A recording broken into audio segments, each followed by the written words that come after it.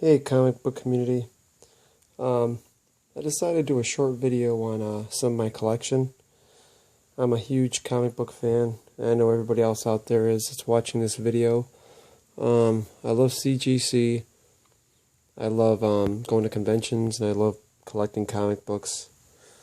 This is just a fraction of what my collection has, but it's a fun hobby, and I just enjoy collecting. I don't do CGC for the value of the book or the secondary market. I'm more about just collecting what I like, what I enjoy. It's fun to get books and to know that they're actually have value and they appreciate value.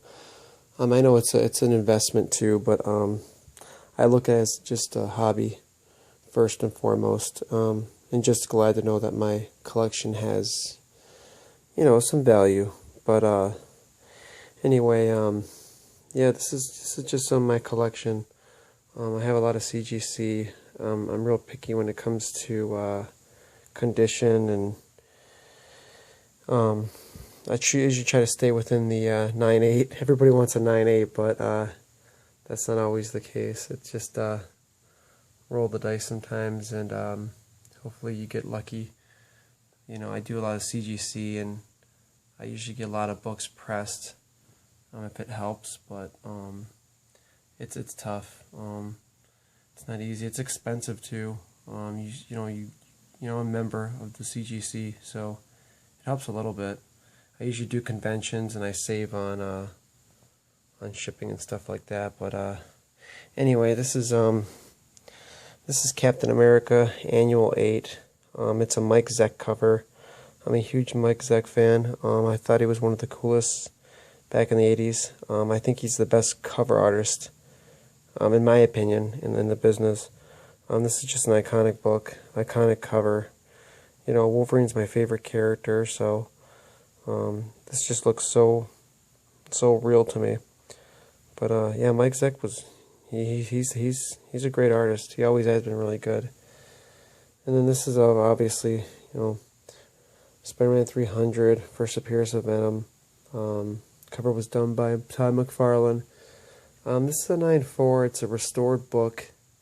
I think it has color touch, but the book is a really clean book. I mean, for a 9.4, obviously it's probably got some cracks in it in the spine, but somebody touched it up with a little bit of black marker or so on. But it's a beautiful book, even for a 9.4.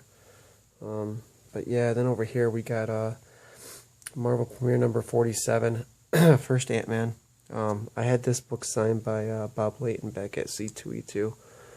I paid $20 for this book. What I try to do is I try to go to conventions and buy them loose and as high as grade as I can get them in, and then I'll get them CGC'd. But yeah, Bob Layton signed this, and he also did a sketch for me, beautiful Ant-Man sketch, full, ink. He inked it and everything, so I'll show that next time. But it's a really cool sketch. And then down here we have X-O Manowar number 0, and this was done by Quesada. This is the actual this is the variant. This is the Ivory variant book. And this looks really cool. It's kind of dark. If you look at the logo, the Valiant logo, the picture's not coming in real good, but it's got a very dark gloss to the whole cover. But you can really see it in the white around the border of the Valiant logo. You can really see the ivory around the Compass logo. But it's kind of coated the whole cover. But this variant is just really cool. And then over here we have X-Men number 94. First appearance of the new team in the ongoing X-Men series. Obviously their first appearance is giant size, but I've always liked this cover more than actually the giant size. Obviously I wanted giant size because of I love the X-Men. It's my favorite team, and Wolverine's my favorite character. So I am an X-Men guy. I love the X-Men. And I always thought that Cockrum did a great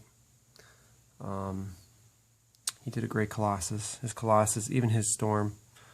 He did probably the best Storm and Colossus, in my opinion. And then over here we have ROM number 1. This one is actually signed by Al Milgram. Yeah, I got this signed down in Florida. His signature is really nice too. It's a really nice signature. But it's a beautiful book. I love ROM.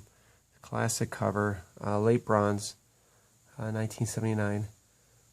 It just pops with the yellow. And sometimes I look at loose books, and some pop better than others when it comes to signature series. That's why I did this Ant-Man over here, and I knew that, man, this book would look really sweet in a 6 series label, just with the yellow logo and the yellow bar on top.